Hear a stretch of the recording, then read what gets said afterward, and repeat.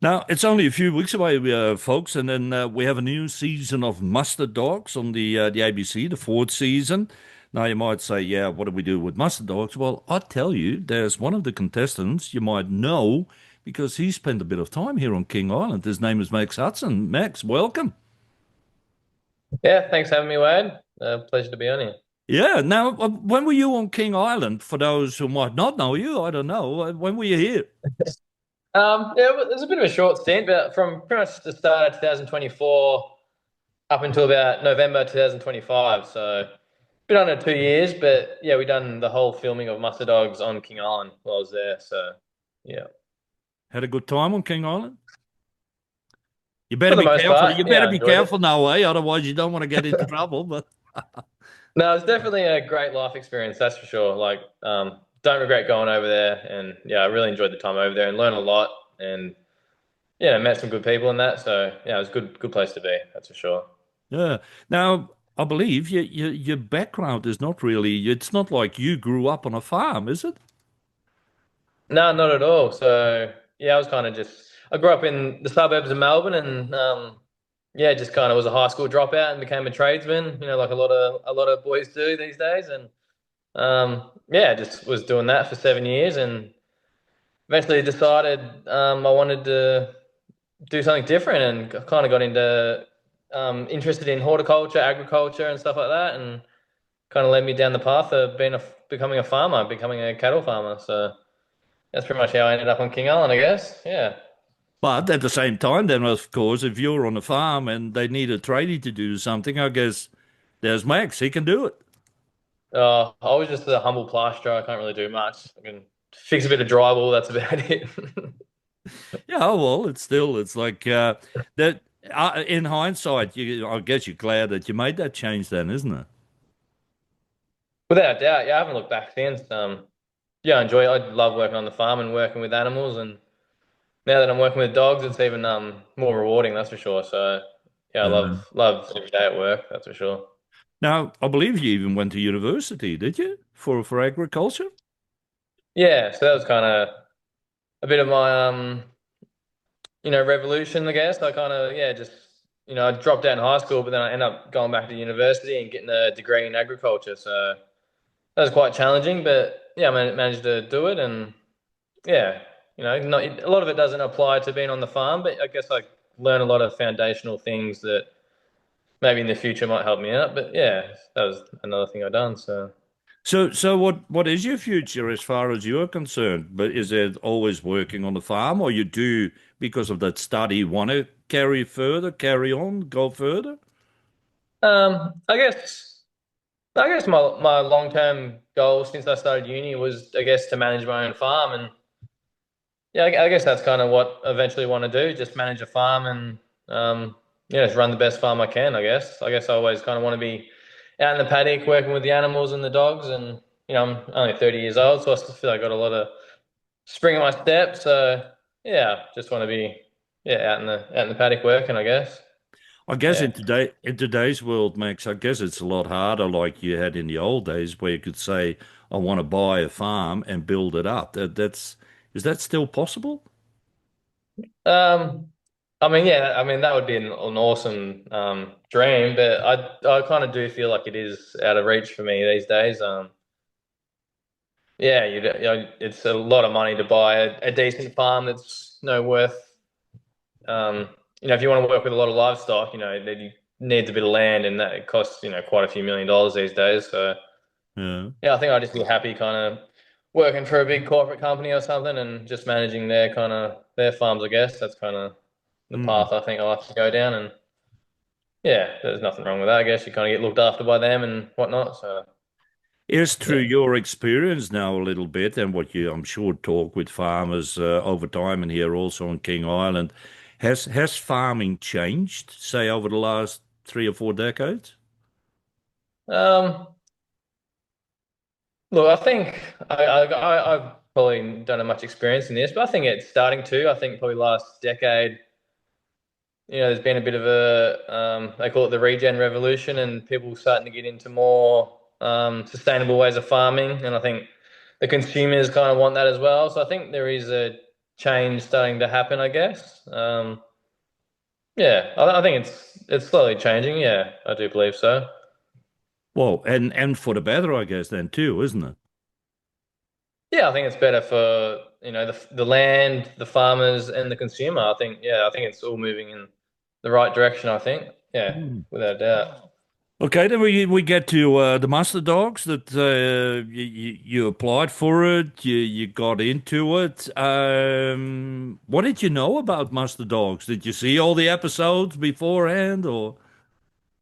Yeah, so I guess when I was at university studying agriculture, I remember when the first season came out, and I was right into it. I'm like, oh yeah, that'd be cool to bloody, work on a farm and have some dogs, and um, yeah, like it was quite inspiring to watch it. And I think, yeah, one day that would be me. And then I kind of missed the second season. I think I didn't have a TV or wasn't watching too much things, but yeah, so I did know about the show, and I always thought, yeah, it'd be cool to get my own working dog. And I guess, I probably wasn't even working for a year on a farm, and I got selected for the show. So I was kind of thrown into having a working dog pretty early. So I didn't expect that, but why not? Better opportunity too. So And when you start then with the show, is it like you get a little puppy dog or a dog that has already been, say, half trained, or is it really from dot zero scratch, nothing?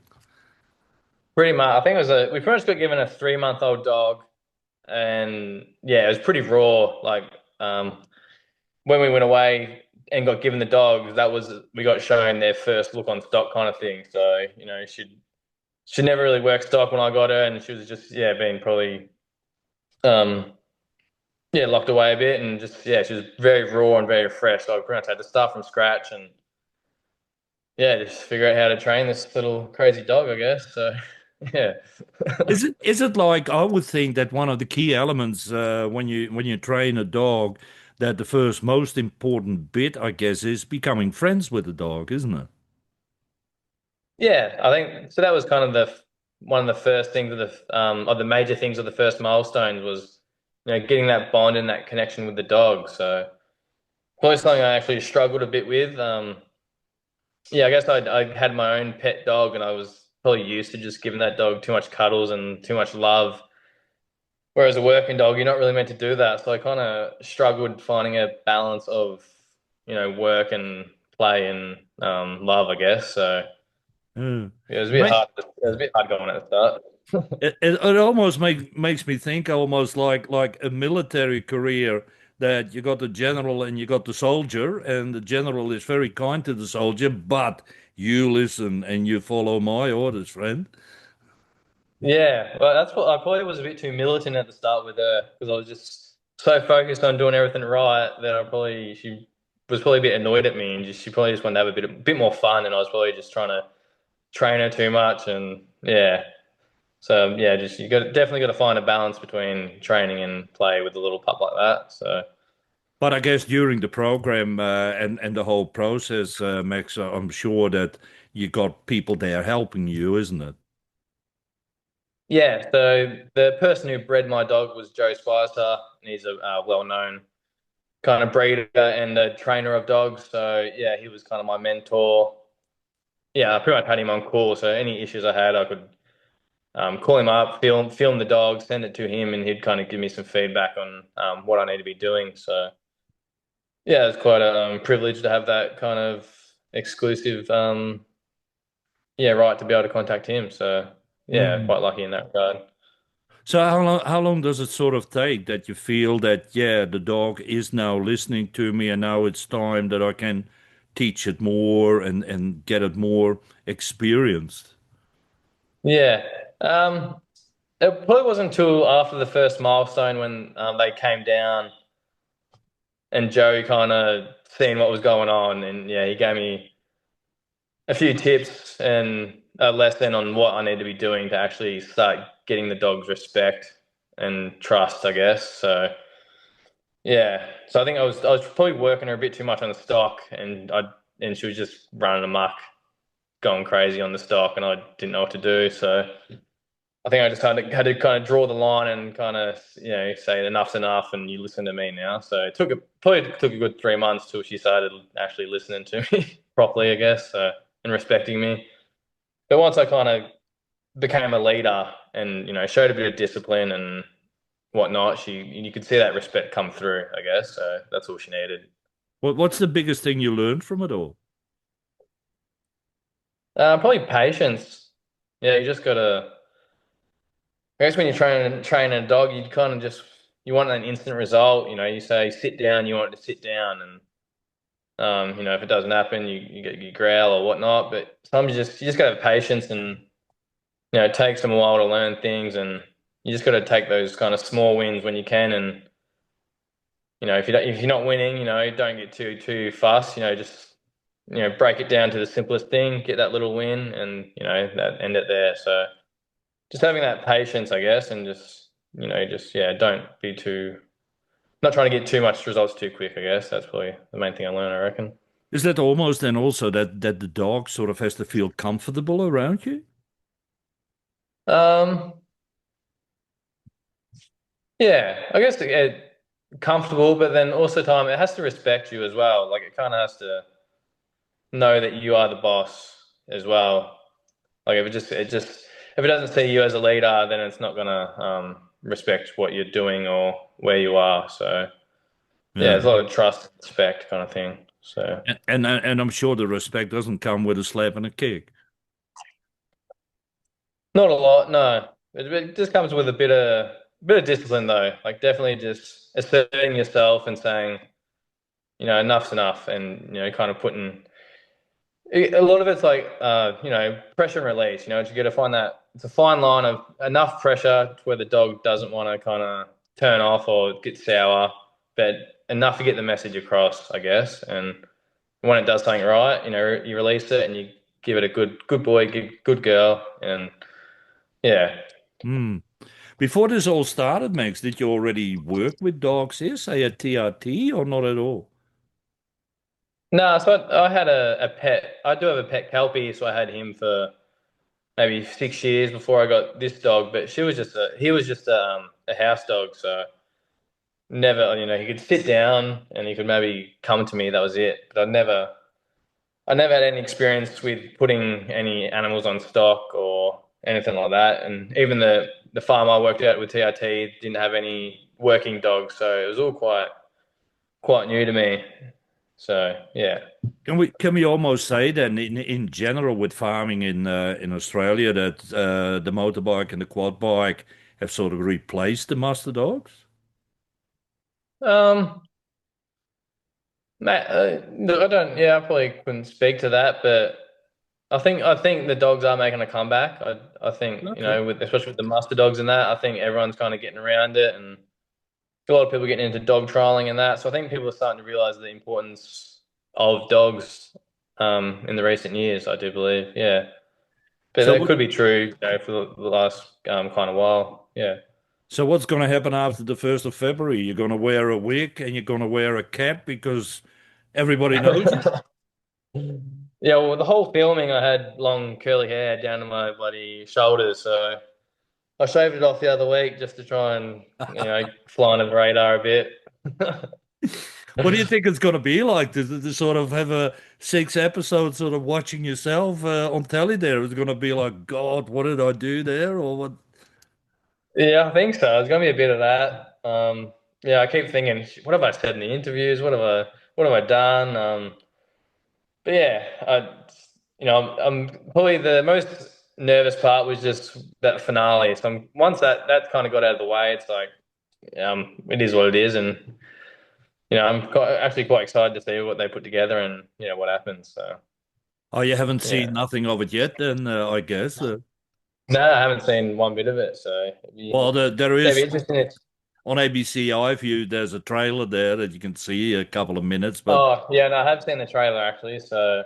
yeah. Yeah, that is quite funny actually. Yeah, I had a few laughs at that, but that's just a little taste. So How did it go with the other competitors? Is it like good friends together and have fun, or was it really like competitive? Or no, we got along all pretty well. So I think this year they kind of got a bit of a younger cast in, and probably wasn't all your most. No, it wasn't typical farmers this year, and no, we kind of met each other at the start, and then when we got together at the end of the year, yeah, we were pretty close and had a good laugh and a few drinks and whatnot. So, no, we all got along pretty well. So that's Hmm. quite good. Now, what's your plans for the future now? Is it like I'm gonna get myself a Kelpie now and I'm gonna turn that into a working dog, or not really? Yeah, so now I'm back in Victoria now, and then yeah, I'm working on a mainly a sheep property now. So I just bought a puppy Kelpie, and then I bought like another 3-year-old Kelpie. So I've got 3 working dogs now, and I Okay. got 4 Kelpies, including the pet. So yeah, getting right into it, and yeah, Roxy's really flying now. She's doing really well in the sheep. So yeah, I've learned a lot since I got here as well. I feel like dogs are probably a lot more useful when it comes to working sheep. So yeah, I've been using them quite a lot. Now, dumb question from a non-farmer here, although I have to say I grew up on a farm a long, long time ago, is that Right. is it for a dog, is it easier to work with sheep or with cattle? Um, yeah, that's an interesting question. I think probably cattle take a lot more strength and courage for a dog to kind of work. But I think a mob of sheep, they're probably a bit more erratic. So the dog's got to have a bit more cover and got to work off them a bit more. Whereas with the cows, they can probably be a bit more forceful and a bit more close. So yeah, I think it just whatever kind of dog suits. Like each dog will kind of suit either sheep or cattle, or they can work both. But yeah, it depends on the dog's kind of temperament, I guess, and how it works. So yeah, it's horses for courses, I think. Now, is it Hmm. in the program? I'm sure, yeah, you work them with one dog. Um, is there a lot more to it, say, when you're on a farm and you work with 3 or 4 dogs at the same time, that working together, that cooperation, is that another learner curve altogether? Yeah, well, I think so. So yeah, I had Roxy on this at this sheep property. I had Roxy for about 2 months now, and I pretty much got her working really good. It took her a while to get used to working with the sheep, and then now I've just introduced this other 3-year-old dog into the mix, and yeah, now it's kind of shaking things up a bit, and now just we're starting to trying to how to get used to kind of managing both dogs, and um, yeah, so I think it does definitely shake things up, but I think it's just just a learning curve that we kind of have to get around, and yeah, once we get there, we'll be fine. So. Yeah. Well, all I can say to the people, hey folks, watch Max. I can say give him the thumbs up, but well, it doesn't help. We can't encourage him because it's all recorded already. So Well just done and have dusted, yeah. yeah, just have a No, look that'll be a at it. nice And, that'll be a hey, nice surprise at the end, I think. So yeah, keep watching it.